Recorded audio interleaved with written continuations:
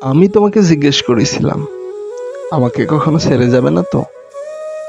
তুমি বলেছিলে দুনিয়া এদিক ওদিক হয়ে যেতে পারে, আমি তোমাকে কখনোই ছাড়বো না। বৈশাখে দুজনে সংস সাজবো, বর্ষায় একসাথে দুজনে বৃষ্টিতে গা ভেজাবো, শরতে কাশবনে ছুটে বেড়াবো, আর শীতের সকালে গরম চায়ে মুখ ডুবাবো। বসন্তের বিকেলে পাতা ঝরা পথে কানে ফুল গুজে, হলুদ শাড়ি আর পাঞ্জাবি পরে তুমি আমি হাতে হাত রেখে ছুটে বেড়াবো।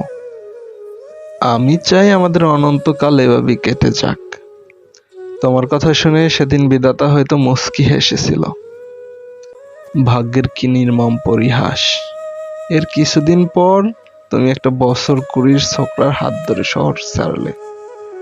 আমি মোটেই কষ্ট পাইনি, না না, আমি আসলেই কষ্ট পাইনি। শুধু চেয়ে চেয়ে দেখেছি কি নির্মম উপন্যাসের উপখ্যান।